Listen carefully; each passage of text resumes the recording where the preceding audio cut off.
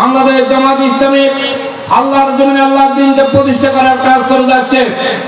আজকে যারা অন্য সংগঠন করেন তাদের কাছে আকুল আবেদন, তারাও যদি তাদের লক্ষ্য উদ্দেশ্য কর্মসূচিতে কোরআন সুন্নাহ ভিত্তিক পরিচালিত করতে পারে আমরা তাদেরকে সহায়তা করব।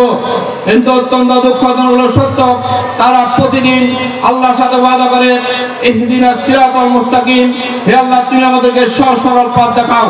আর মসজিদের থেকে বাইরে হওয়ার সাথে সাথে যারা ইসলামের পক্ষে কথা বলে, যারা কোরআনের কথা বলে, যারা কোরআনের সমাজ কায়েম করতে চায় তাদের বিরুদ্ধে উঠে পড়ে লেগে যান।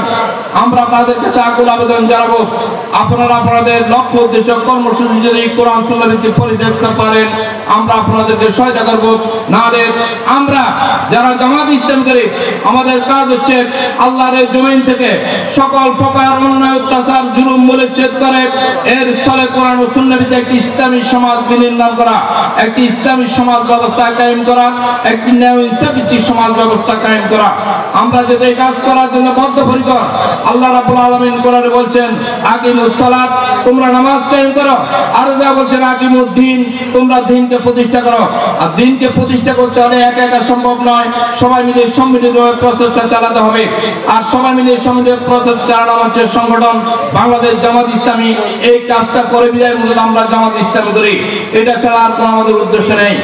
আজকের এই সম্মেলন থেকে আমরা কয়েকটি মেসেজ দিতে চাই।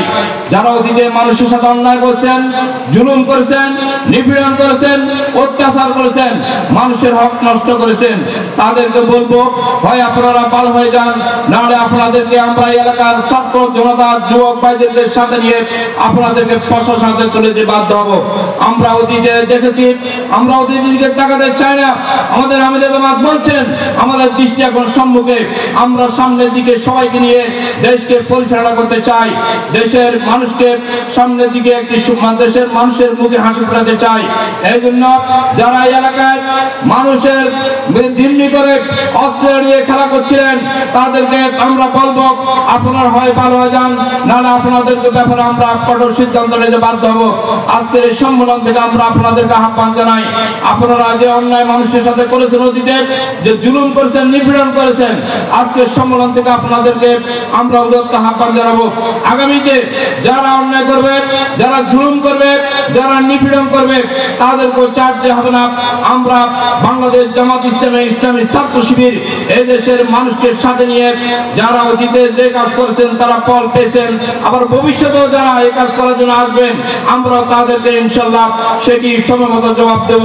আজকের এই সম্মেলন থেকে আমরা আপনাদের সবাইকে উদাত্ত আহ্বান জানাবো। এই এলাকার সকল মানুষের কাছে, সকল জনে জনে ঘরে ঘরে ইসলামের সুমহান আদর্শ আমরা তুলে দেব এবং আল্লাহ রাসূল সাল্লাল্লাহু আলাইহি ওয়াসাল্লাম আদর্শ প্রতিষ্ঠা করব।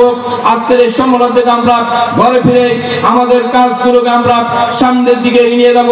কোরআন এবং সুন্নাহ ভিত্তিতে নিজেরা পরিচালিত হব, সমাজকে পরিবর্তন করব। এই প্রত্যয় রেখে আমি আমার কথা এখানে শেষ করছি। আল্লাহ হাফেজ। বাংলাদেশ জিন্দাবাদ, বাংলাদেশ জামাত ইসলামী জিন্দাবাদ।